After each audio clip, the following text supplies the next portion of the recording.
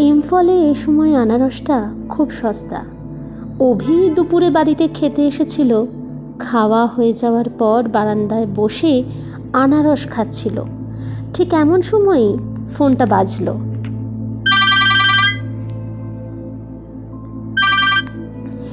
কুলো সিং, ওর মণিপুরি বেয়ারা কাম কুক কাম local guardian. ফোনটা ধরেই উত্তেজিত গলায় বলল, বারে মেম সাবকা ফোন। ফোনটা ধরতেই কমিশনারের স্ত্রী বললেন, অভি বলছো? হ্যাঁ। শোনো, তোমার দাদা বলছিলেন তোমার নাকি কোহিমা ডিমাপুর যেতে হবে অফিসের কাজে পরশুদিন। ভাই, পরশুদিন না গিয়ে তুমি আগামীকাল ভোরে যেতে পারবে? তোমার গাড়ির কন্ডিশন ভালো আছে তো? গাড়ি? আমার তো অফিসের জিপেই যাবার কথা। হ্যাঁ, তা তো জানি, কিন্তু একটা বিপদ হয়েছে। আমার দিদির মেয়ে বাবলি, তুমি তো দেখেছো আমাদের বাড়িতে। ওর পরের সোমবার দিল্লিতে জয়নিং ডেট। এদিকে ইন্ডিয়ান এয়ারলাইন্সের পাইলটরা নাকি সব স্ট্রাইক করেছেন, এইমাত্র রেডিওতে শুনলাম। তাই তোমার দাদার সঙ্গে কথা বলে তোমাকে ফোন করছি। তুমি কি কাল বেরিয়ে ওকে পরশু কি তার পরের দিন ডিমাপুর পৌঁছে দিতে পারবে? অভি বলল, ডিমাপুর থেকে ট্রেনে কলকাতা যেতে তো অনেক দিন লাগবে বৌদি। আর না না, ও পথে চা বাগানে নেমে যাবে। ওখানে আমার দাদা ম্যানেজার। কোম্পানির প্লেনে ওকে কলকাতা পৌঁছে দেবেন উনি। সেখান থেকে প্লেনে করে দিল্লি চলে যাবে ও। পারবে? অভি ফোন ধরে কিছুক্ষণ চুপ করে রইল। এ প্রশ্নের কোনো মানে হয় না। ও তাকে দাদাই বলুক আর যাই বলুক, যিনি অফিসের বড় সাহেব, যিনি ওর কনফিডেন্সিয়াল রিপোর্ট লেখেন, তার স্ত্রী যতই মিষ্টি করে জিজ্ঞেস করুন না কেন, এ প্রশ্নের একমাত্র উত্তর হচ্ছে হ্যাঁ। সে ব্যক্তিগত অসুবিধা থাক আর নাই থাক। অবশ্য ওর এখানে একার সংসারে অসুবিধে তেমন কিছু নেই। অতএব গলায় উৎসাহ এনে ও বলল, হ্যাঁ হ্যাঁ, পারবো না কেন। বেশি উৎসাহ যাতে প্রকাশ না পায় সে বিষয়েও কিন্তু সাবধান হলো, কারণ তা না হলে উনি আবার ভাবতে পারেন ওর বঞ্ঝির ত্রাতা হতে ও অত্যন্ত উৎসুক। পারবে? হ্যাঁ। তাহলে ফোনটা একটু ধরো, তোমার দাদা কথা বলবেন। ঘোষ সাহেব ভারী গলায় বললেন, চৌধুরী, তুমি তাহলে লাঞ্চের পর অফিসে এসে কাজকর্ম যা আছে গুছিয়ে নাও, আর ট্যুর প্রোগ্রামটা আজই আমায় পাঠিয়ে দাও, আমি অ্যাপ্রুভ করে দেব। আর ইতিমধ্যে তোমার বৌদিকে বলেছি উনি চা বাগানে ট্রাঙ্ক কল করে বুক করে দিন। বাবলি অ্যাডমিনিস্ট্রেটিভ সার্ভিসে জয়েন করছে, শুনেছ তো? ও বেচারির জয়নিং দিল্লিতে, না গেলেই নয়। অভি বলল, না না, আমার কোনো অসুবিধেই নেই, তাছাড়া যেতে তো হতোই। আমি গাড়িটাকে চেক আপের জন্য গ্যারেজে দিয়েই অফিস আসছি। আচ্ছা বলে ঘোষ সাহেব ফোন রেখে দিলেন। পরের দিন অন্ধকার থাকতে থাকতে কুলো সিং চা এনে অভির ঘুম ভাঙালো। রাতে বেশ বৃষ্টি হয়েছিল। এ সময়টা প্রতি রাতেই বৃষ্টি হয় ইম্ফলে। চাদর জড়িয়ে শুতে হয়। বেশ একটা হিমেল আমেজ। চান টান করে তৈরি হয়ে নিল। ফাইলপত্র কুলো সিং সব গাড়িতে তুলে দিল। কাল বিকেলেই তেল টেল ভরে গাড়ি একেবারে ঠিকঠাক করে রেখেছিল। টায়ারগুলোর অবস্থা ভালো নয়, পথে পটাং করে ফেটে না যায়। 10 বছরের পুরনো সেকেন্ড হ্যান্ড গাড়ি সস্তায় পেয়ে কিনেছিল। একজন অল্প বয়সী ব্যাচেলারের পক্ষে এ গাড়ি যথেষ্ট ভালো, অন্তত খারাপ তো মনে হয়নি কখনো। কিন্তু গাড়ি যখন কেনে তখন একবারও ভাবেনি একজন যুবতী মেয়েকে নিয়ে নাগা হিলসের মধ্যে দিয়ে এতখানি পথ এ গাড়িতে যেতে হবে। ভেবেই বেশ নার্ভাস লাগতে লাগলো ওর। বড় সাহেবের গাড়ি নিয়েই যেতে পারত, কিন্তু তার গাড়ির ইঞ্জিন নামানো হয়েছে কালই সকালে। জিপে করে ঝড়ে জলে এতখানি রাস্তায় পাহাড়ে মেয়েদের পক্ষে যাওয়া সত্যি অসুবিধে। বড় সাহেবের বাড়ি ঢুকে পড়ল অভি। তখনও সূর্য ওঠেনি, তবে চারপাশ আলো হয়েছে। ঝিরঝির করে হাওয়া দিচ্ছে দেবদারু গাছের পাতায় পাতায়। ওরা সকালে বারান্দাতেই বসেছিলেন, চা খাচ্ছিলেন। বাবলি, যার ভালো নাম দময়ন্তী, অভি একদিন মাত্র তাকে দেখেছিল বড় সাহেবের ছোট ছেলের জন্মদিনে। অনেকের মধ্যে দেখা, হাত জোর করে নমস্কার করেছিল। চেহারা এমন নয় যে চোখে পড়ে, বেশ একটু মোটার দিকে। মুখ চোখও যে ভীষণ সুন্দর তা নয়, তবে সব মিলিয়ে বেশ মিষ্টি। অন্যান্য অবাঙালি অতিথিদের সঙ্গে অনর্গল এবং সপ্রতিভ ইংরেজিতে কথা বললেও অভিকে বাংলায় বলেছিল, আপনার কথা অনেক শুনেছি মাসিমা মেসোমশাইয়ের কাছে। এই ভিড়ে আলাপ তো হয় না, পরে একদিন আসবেন, গল্প করা যাবে কেমন? বড় সাহেবের এমন সর্বগুণ সম্পন্না মোটা এবং মোটামুটি মিষ্টি শালী মেয়ের সঙ্গে বেশি গল্প করে চাকরির সর্বনাশ করে এমন মূর্খ রোম্যান্টিক অভি কখনোই ছিল না। তাই ওর চেয়ে বেশি আলাপ হয়নি সেদিন। পোর্টিকোতে গাড়ি ঢুকিয়েই ওরা সকালে উঠে দাঁড়ালেন।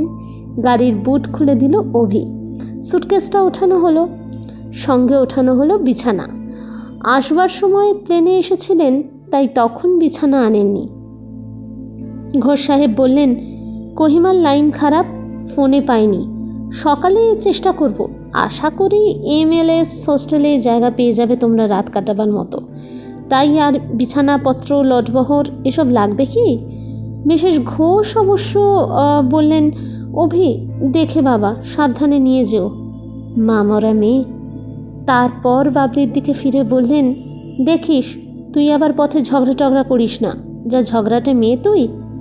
যাকে কথা বলা হলো সে জবাব দিল না। ওদের প্রণাম করে বাবলি নিজেই সামনের দরজা খুলে বসল। অভি দরজা বন্ধ করে ঘুরে এসে স্টিয়ারিংয়ে বসল। তারপর বাড়ির গেট ছাড়িয়ে ওরা খোলা রাস্তায় এসে পড়ল। বর্ষার ভোরে মণিপুরের যা নয়ন ভোলানো দৃশ্য এমন বড় একটা দেখা যায় না। হু হু করে হাওয়া লাগছে চোখে মুখে। অভি আর চোখে দেখতে পাচ্ছে ওর সঙ্গিনীর চুল এলোমেলো হচ্ছে, গাল ও কপালময় তারা উড়াউড়ি করছে, কিন্তু সে তন্ময় হয়ে পথের দিকে চেয়ে আছে। ওর চোখ দেখে মনে হচ্ছিল পথকেও নিশ্চয়ই ভালোবাসে। দেখতে দেখতে ইম্ফল শহর পিছনে ফেলে কাককের দিকে এগিয়ে চলল। এ পথে অভিকে কোহিমা অবধি প্রায়ই যাওয়া আসা করতে হয়। আগে বৈরী নাগারা প্রায় অতর্কিতে আক্রমণ করত। অবশ্য ও আসার পর কোনো দিন দেখেনি। তখন নাকি বাস ও গাড়ির কনভয় যেত একসঙ্গে, সামনে ও পেছনে অনেক আর্মি ট্রাকের স্কট নিয়ে। এখন সেসবও উঠে গেছে, তবে নানা জায়গায় ভীষণ রকম চেকিং হয়, বিশেষ করে নাগাল্যান্ডে ঢোকার মুখে খুজমাতে এবং বেরোবার সময়। এ পথের দুদিকে যা দৃশ্য তা কাশ্মীরের উপত্যকার দৃশ্যকেও ম্লান করে দেয়। আর বর্ষাকালের তো তুলনাই নেই। যেদিকে চোখ যায় সবুজ আর সবুজ। মালভূমি থেকে ধীরে ধীরে উঁচু হয়ে ওঠা প্রাচীন অথচ প্রসন্ন সব পাহাড়। ইম্ফল থেকে বেশ কয়েক মাইল চলে গেছে ওরা। ইতিমধ্যে অভির সঙ্গিনী কেবল একটি মাত্র কথা বলেছেন, আমার জন্য আপনার মিছিমিছি এত কষ্ট করতে হলো। জবাবে অভি বলেছিল, কষ্ট যে হলোই, এখনও সে সম্বন্ধে নিশ্চিত হইনি। কষ্ট হলে নিশ্চয়ই জানতে পারবেন। উত্তর শুনে অবাক মুখে অভির দিকে চেয়ে মুখ নামিয়ে সঙ্গিনী চুপচাপ হয়ে গেছিলেন। তারপর আর কোনো কথা হয়নি। পাহাড়ি পথের একটা বাঁক ঘুরতেই ওপাশ থেকে একটা জিপ এমনভাবে এলো যে একটু হলেই অ্যাক্সিডেন্ট হয়ে যেত। অভি কোনো ক্রমে সামলে নিয়ে জানলা দিয়ে মুখ বার করে অপসৃয়মান জিপের ড্রাইভারের উদ্দেশ্যে বলল, বলেই লজ্জা পেয়ে বাবলির দিকে তাকিয়ে বলল, সরি, ভেরি সরি। একা একা গাড়ি চালাই তো, সঙ্গে ভদ্রমহিলা কেউ থাকেন না, তাই অভ্যেস খারাপ হয়ে গেছে। বাবলি চোখ তুলে একবার অভির দিকে তাকালো। তারপর একটা বড় নিঃশ্বাস ফেলে ও খুব ভয় পেয়ে গেছিল। তারপর বলল, আমার খুব চা তেষ্টা পেয়েছে। অভি হাসলো, বলল, আমারও, চলুন, সামনেই কাকুকি, সেখানে গরম চা আর সিঙারা খাবো। বাবলির মুখে এবার কথা ফুটল। বলল, আমরা এখনো মণিপুরে আছি না নাগাল্যান্ডে পৌঁছে গেছি? অভি বলল, নাগাল্যান্ড? সে এখন কোথায়? পৌঁছতে অনেক দেরি। কোহিমা পৌঁছতে পৌঁছতেই তো বিকেল হয়ে যাবে। পথে কী কী জায়গা পড়বে? এই রে, আমি কি মুখস্থ করে রেখেছি? দাঁড়ান, মনে করে দেখি। তারপরই বলল, মোটামুটি মনে আছে। এই ধরুন, কানকোপকির পর কারং, তারপর মারাম, মারামের পর তাদুবি, দাদবির পর মাও, মাওতে এসে আমরা নাগাল্যান্ডে ঢুকবো। মাওয়ের পর খুজমা, খুজমার পর জাখমা, জাখমাতে এ অঞ্চলের আর্মি হেডকোয়ার্টার্স, জাখমার পর কোহিমা। বাবলি বলল, নাগাল্যান্ডের সব জায়গার নামই কি মা দিয়ে? কেন? এক হাতে স্টিয়ারিং ধরে অন্য হাত নাড়িয়ে অভি বলল, কেন তা তো জানি না, হয়তো ওরা মাকে খুব ভালোবাসে বলে। বাবলি অভির কথা বলার ধরন দেখে হেসে ফেলল। দেখতে দেখতে কানকপিতে এসে পড়ল ওরা। চায়ের দোকানের সামনে গাড়ি থামিয়ে অভি বলল, নেমে আসুন। বাবলি নামল। দোকানটা অনেক উপরে, পাহাড়ের গায়ে। তারপর অভির সঙ্গে সিঁড়ি বেয়ে বাবলি চায়ের দোকানটায় পৌঁছলো। এখানে বেশ ঠান্ডা, ইম্ফলেও ঠান্ডাই এখন, তবে এদিকে ঠান্ডাটা বেশি, সঙ্গে একটা হাওয়া দিচ্ছে কনকনে। দোকানের বেঞ্চে বসতে বসতে অভি বলল, কোহিমাতেও এখন বেশ ঠান্ডা হবে মনে হচ্ছে, বাবলি বলল, বলে চাদরটা ভালো করে টেনে টুনে নিয়ে বসলো। সিঙ্গারা ও চা খেতে খেতে বাবলি হঠাৎ বলল, আমার সিঙ্গারা খাওয়া উচিত নয়, তাই না? অভি অবাক হয়ে বলল, কেন? না, আমাকে সকলে বলে স্লিমিং করা উচিত। অভি বলল, না না, আপনি মোটা নন তো। বাবলি চায়ের প্লেটটা নামালো, নামিয়ে বলল, নই না, আমার জাস্ট স্বাস্থ্য ভালো, তাই না? তারপর চা দিয়ে সিঙ্গারা গিলে ফেলে বলল, বিনা কারণে মিথ্যে কথা বলেন কেন? অভি রীতিমতো অপ্রতিভ হয়ে পড়ল। এমন যুবতী সে জীবনে দেখেনি যে নিজেকে মোটা বলে প্রচার করে আনন্দ পায়। জবাবে কিছু বলল না। এমন সময় একটা বাস কাককির পুলিশ স্টেশনের সামনে দাঁড়ালো। বাস থেকে পাজামা পাঞ্জাবি শাল জড়ানো এক বাঙালি ভদ্রলোক নামলেন। বয়স বেশি না। ভদ্রলোককে দেখেই অভি উঠে দাঁড়ালো, চেঁচিয়ে বলল, আরে রাজীববাবু যে, কোথায় চললেন? ভদ্রলোক দূর থেকেই চেঁচিয়ে বললেন, কোহিমা, আপনি? আমিও তাই, all roads lead to Rome. Babli জিজ্ঞেস করলো, ভদ্রলোক কে বলুন তো? কোথায় যেন দেখেছি মনে হচ্ছে। অভিবেশ কৃতিত্বের সঙ্গে বলল, একে নিশ্চয়ই দেখেছেন, কলকাতাতেই থাকেন। ইনি ইয়াং জেনারেশনের একজন বেশ নামকরা সাহিত্যিক। এর নাম রাজীব লোচন। এর বিখ্যাত উপন্যাস আশ্চর্যপতন পড়েননি? বাবলি উত্তরে কিছু বলল না। কিছুক্ষণ পর নিচের দিকে মুখ চেয়ে খুব আতঙ্কিত গলায় বলল, ওমা, ওই দেখুন আপনার রাজীব লোচন ফুল্ললোচনে এদিকেই আসছেন। আপনি নিশ্চয়ই ওর সঙ্গে কথা বলবেন, বলবেন চলুন না একসঙ্গে এক গাড়িতেই যাই, বাসে কেন কষ্ট করে যাবেন, তাই না? অভি হাসল, বলল, হয়তো বলবো। আমি নিজে না বললেও উনি হয়তো বলবেন, ওই জন্যই বোধহয় উঠে আসছেন। বাবলি ফিসফিস করে আদেশের সুরে বলল, না করে দেবেন। কেন? অভি অবাক হয়ে জিজ্ঞেস করল। একজন তরুণ সাহিত্যিকের সঙ্গে এতখানি পথ যাবেন, আপনার ভালো লাগবে না? না, আমি সাহিত্যিকদের মোটেই পছন্দ করি না। কেন? পরে বলবো, বাবলি বলল। ইতিমধ্যে রাজীব লোচন সিঁড়ি বেয়ে উপরে উঠে এসে অভির কাছে পৌঁছলেন এবং অভির কাছে এসে সরাসরি বললেন, এখানে কাঁচা লঙ্কা পাওয়া যাবে? কাঁচা লঙ্কা? হ্যাঁ, নিচের মিষ্টির দোকানে মিষ্টি খেয়ে মুখ একেবারে মরে গেছে। দোকানি একটা কালো পুরুষ্টু তেল কুচকুচে কাঁচা লঙ্কা এনে দিল।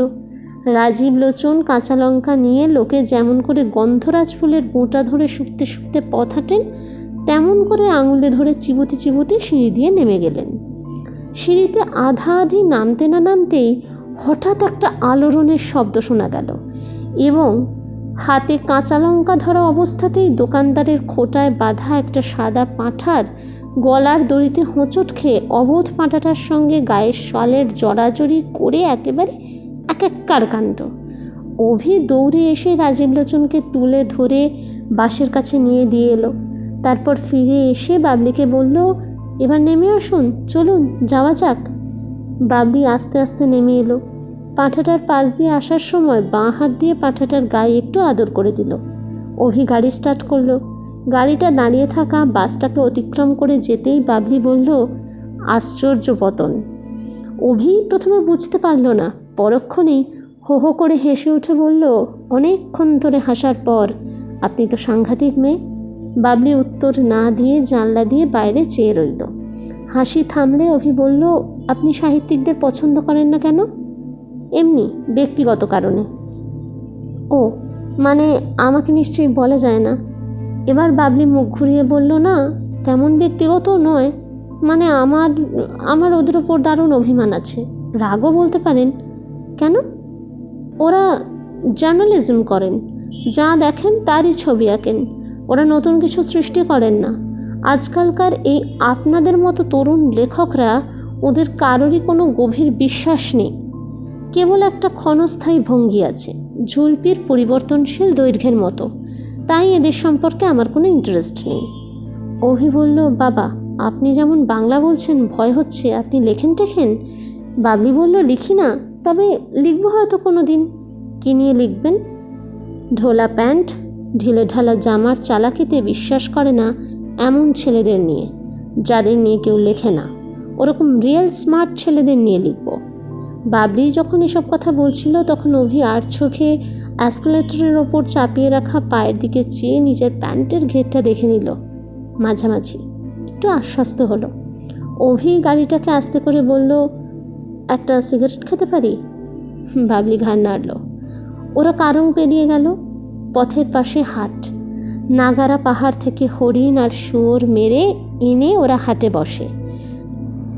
আপনি কিন্তু আসল কথাটাই এড়িয়ে গেলেন, অভি বলল।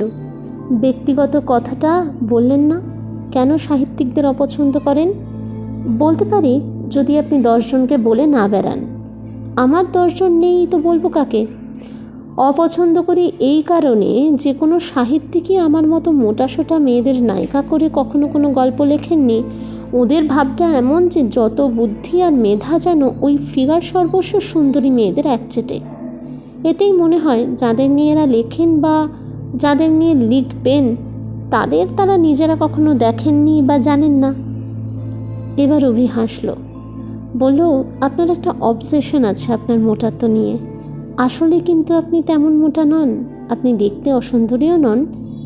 বাবলি মুখ ঘুরিয়ে বলল, আপনি কি আমার কাছে কিছু চান? এত তোষামোদ করছেন কেন? এই বলে বাবলি অনেকক্ষণ অভির দিকে গভীরভাবে তাকিয়ে থাকলো। অভি মুখ ঘুরিয়ে বাবলির দিকে তাকালো। হঠাৎই মনে হলো এই যে মোটা সোটা বেশি কথা বলা মেয়েটা, তার মতো বুদ্ধিদীপ্ত মিষ্টি মুখ ও আগে দেখেনি, অথবা এমন মনোযোগ সহকারে এর আগে আর কারো মুখের দিকে তাকায়নি। বাবলিও হয়তো উত্তরের প্রত্যাশা করল না। অভির পথের গাড়ি চলতে লাগলো। বাবলি জানলা দিয়ে বাইরের দিকে চেয়ে রইল। আজকের মতো অভি আর বাবলি নিজেদের মতো একটু এগিয়ে যাক। এর পরের দিন আমরা এখান থেকেই শুরু করব পরের পর্ব। আশা করছি আপনাদের ভালো লাগবে। যদি ভালো লাগে তাহলে লাইক, শেয়ার আর সাবস্ক্রাইব করবেন। আপনাদের যদি কিছু মতামত থাকে অবশ্যই জানাবেন। খুব ভালো থাকবেন।